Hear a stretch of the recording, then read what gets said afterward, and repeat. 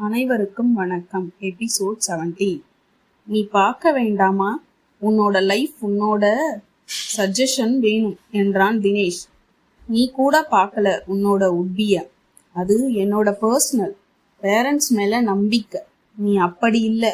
உன்னோட டேஸ்டே ரொம்ப தனி என்றான். நான் என்னை மாத்திக்கிட்டேன் தினேஷ். என்ன ரீசன்? அதெல்லாம் இல்லை. என்னடா அப்படி பார்க்கற என்றான் கார்த்திக். இல்ல, அன்னைக்கு மாதிரி என்று நிறுத்தி கொண்டான் தினேஷ். அப்ப நீ மாதிரிக்காக தான் இப்ப மேரேஜ் பண்ணிக்க போறியா? அவளோட தொல்லையை அவாய்ட் பண்றதுக்கா? இல்ல, அப்படி இல்லலாம். இல்ல, அதுவும் ஒரு ரீசன். அது ஒரு ஃப்ரெண்ட்ஷிப். அப்ப இனிமே என்று ஒரு மாதிரியாக பார்த்தான் தினேஷ். ஆமா, மாதிரியாவது கீதிரியாவது எனக்குன்னு லைஃப் பார்ட்னர் வந்துட்டா அப்புறம் நான் யாரையும் நெருங்க மாட்டாளே என்றான். அப்ப உன்னோட செக்யூரிட்டிக்காக தான் பண்ணிக்கிறியாடா என்றான். இல்ல, இது என்னோட லைஃப். அப்பா அம்மா எனக்கு முக்கியம். என்னோட ஃபேமிலி மேல அக்கறை என்றான்.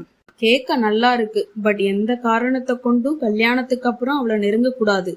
ரொம்ப கேர்ஃபுல்லா இருந்துக்கோ. நீயே உன்னை கண்ட்ரோல் பண்ணிக்கோ என்று கண்களை உருட்டி விழித்தான். ஓகேடா என்றான். எதுலையும் அவசரப்படாத. போய் பொண்ணை பார்த்துட்டு முடிவு பண்ணு. திரும்ப திரும்ப சொல்றேன். ஏன் சொல்றேன்னு உனக்கே தெரியும். உனக்கு பிசிக்கல் அட்ராக்ஷன் ரொம்பவே என்று நிறுத்தினான் தினேஷ்.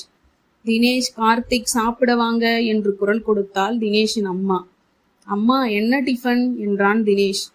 ஃபுல்காவும் பன்னீர் மசாலாவும் பண்ணியிருக்கேன்.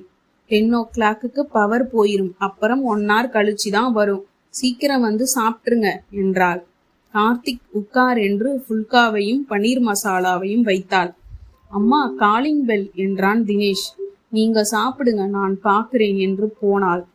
தினேஷ், என்னடா கார்த்தி மறுபடியும் கல்யாணம் பற்றியே பேசினான் தினேஷிடம். தப்பா எடுத்துக்காத கார்த்தி, உன்னோட பர்சனாலிட்டியும் அப்படி. சோ அதையே பார்க்கறன்னு நினைக்கிறேன். தப்பில்ல, அது உன்னோட டேஸ்ட். அழகை விட ஆரோக்கியம் முக்கியம். நல்ல மனமும் குணமும் வேணும். நம்ம குடும்பத்தை அனுசரித்து போகணும். பிசிக்கல் நிலையானது இல்ல, நல்ல மனசுதான் வேணும், நிலையானதும் கூட. ஜனனத்திற்கும் மரணத்திற்கும் இடைப்பட்ட நாடகம்தான் வாழ்க்கைன்னு ஷேக்ஸ்பியர் எவ்வளவு அழகா சொல்லியிருக்கார் பாத்தியா? வாழ்க்கையை வேடிக்கையா நடத்தி பார்த்துட முடியாது, நல்லா இருக்காது. உறவுகள் எல்லாம் உறவுங்கிறது கிரியேட்டிவான கேரக்டர்ஸ் கிடையாது. பிரிவுன்னு வரும்போதுதான் வழிகளின் ரணத்தை அறிந்து கொள்ள முடியும். ஸோ நம்மளை விட நம்ம அப்பா அம்மா சீனியர். அவங்க வாழ்க்கையை வாழ்ந்து பார்த்தவங்க. எது பாசிட்டிவ் எது நெகட்டிவ்னு அவங்களுக்கு நல்லாவே தெரியும். குழந்தையா இருக்கும்போது, ஏன் இப்ப கூட இந்த சட்டை போட்டா உனக்கு நல்லா இருக்கும்னு சொல்றாங்க. எது நமக்கு பிடிக்கும்னு அட்லீஸ்ட் சாப்பாட்டுல கூட அம்மா பார்த்து பார்த்து செஞ்சு கொடுக்கறாங்க. நாம இதுவரைக்கும் அவங்களுக்குள்ளே வளர்ந்தவங்க. எல்லாமே அவங்களோட சாய்ஸ் தான். கல்யாணம்ங்கிற சாய்ஸ் நமக்கும் உரிமை உண்டுதான். ஆனா எனக்கு என்னமோ என்னோட செலக்ஷனை விட இதுவரைக்கும் எது பிடிக்கும் பிடிக்காதுன்னு பார்த்து பார்த்து செஞ்ச அப்பா அம்மாவே செலக்ட் பண்ணட்டும், அவங்க பொறுப்புல விட்டுட்டேன். பட் நீ அப்படி இல்ல கார்த்தி. நீ இப்படித்தான் இருக்கணும். எனக்கு ஒய்ஃபா வரப்போறவன்னு ட்ரீம்ல இருக்க. புற அழகோட அக அழகு முக்கியம். அழகுன்னு சொன்னது அன்பை புரிஞ்சுக்கோ என்றான். கார்த்திக், என்னடா மொட்டை மாடியில தனியா யோசிக்கிற? எங்கெல்லாம் உன்னை தேடுறது என்றான் தினேஷ்.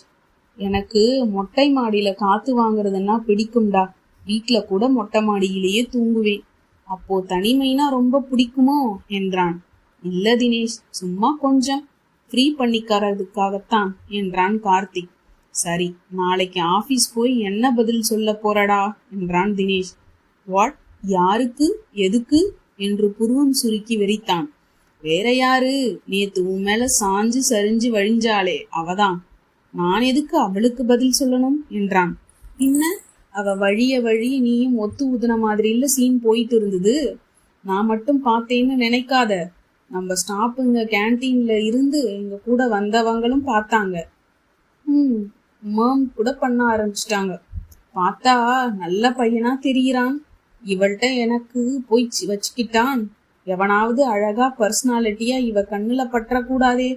உடனே அவளோட வேலைய ஆரம்பிச்சிருவான்னாங்க.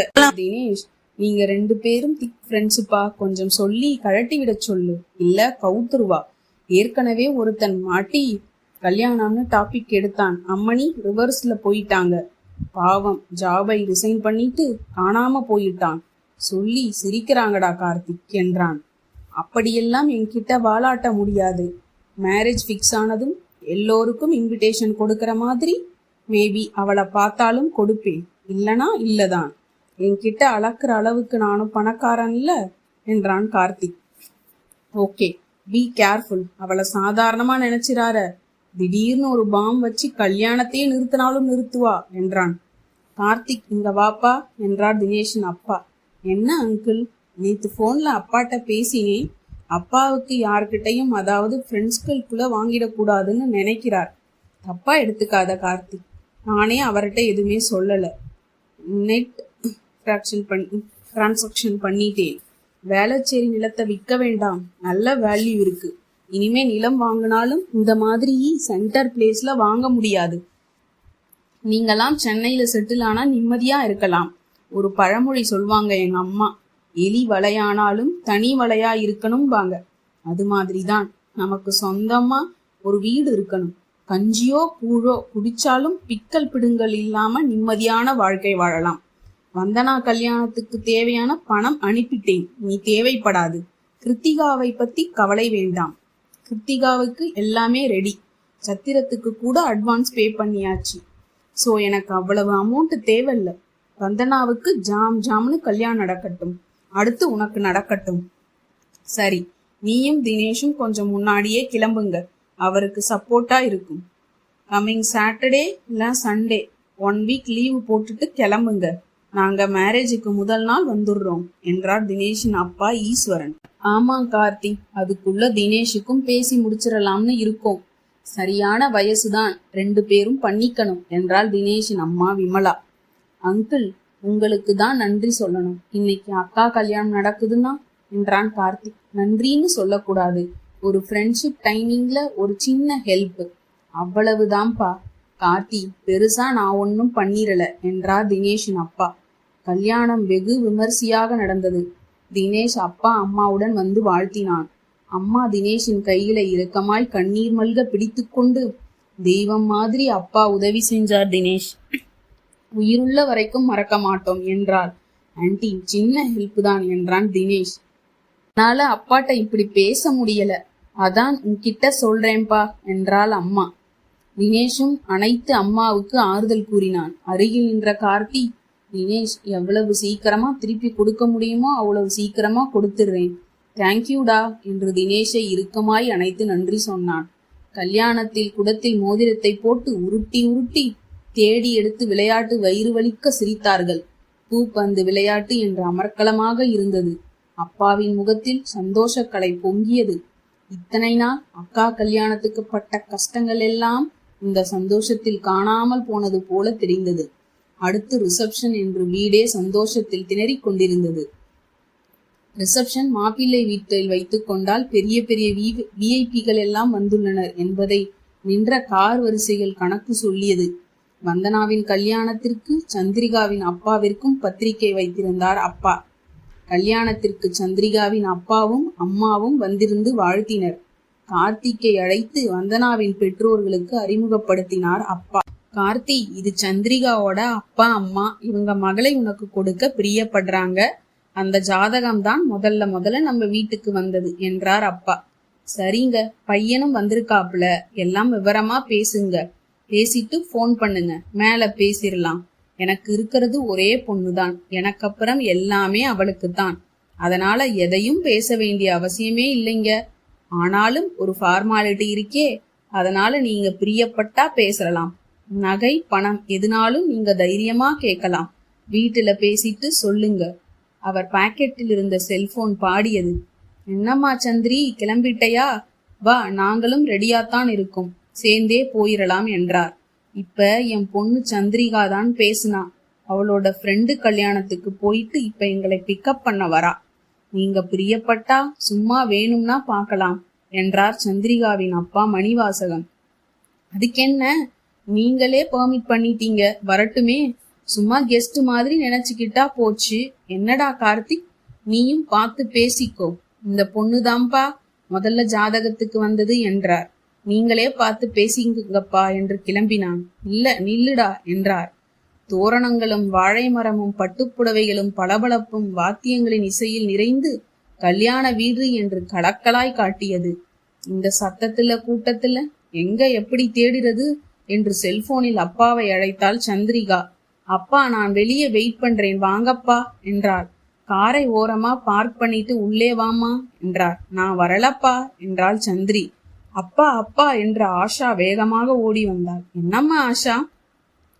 உங்களை அம்மா கூப்பிடுறாங்க என்றாள். சரி, நீ போய் அன்னைக்கு மீனாட்சி அம்மன் கோயில பார்த்தோம்னு சொன்னீங்கல்ல, அவங்கள போய் கூட்டிட்டு வாங்க. அடுத்து 5 நிமிடத்தில் கையை கோர்த்து கொண்டு அழைத்து வந்தாள் ஆஷா. அம்மாவும் வந்தாள். எல்லாரையும் வணங்கினாள் சந்திரிகா. தம்பி கார்த்தி, இந்த பொண்ணுதான்பா என்றாள் அம்மா. கார்த்திக்கின் காதில் மெல்ல குசுகுசுத்தாள். அப்பாவும் கஞ்சாடை செய்தார். அப்பா எல்லோரையும் அறிமுகப்படுத்தினார். அருகில் நின்ற கார்த்தியும், இவனுக்காக தான் உன் ஜாதகம் வந்தது, பார்க்கலாமாமா, பிராத்தம் எப்படி இருக்கோ என்றார். அவள் வெக்கத்துடன் திரும்பிக் கொண்டாள். காலின் பெருவிரலால் தரையில் கோலமிட்டு கொண்டே எங்கோ பார்த்து கொண்டிருந்தாள். பொண்ணு அழகாத்தான் இருக்கா, எந்த குறையும் இல்லதான் என்று அவன் மனதுக்குள் பேசிக்கொண்டான். ஆனாலும் மனசுக்குள் ஏதோ பேசிக்கொண்டான். என்னடா கார்த்திக் என்று விழிகளில் பேசினார் அப்பா. அப்பா, நாங்க கிளம்புறோம் என்று வந்தனம் சொல்லி கிளம்பினார் சந்திரியின் அப்பா. அடுத்த எபிசோட் நாளைக்கு பார்க்கலாமா?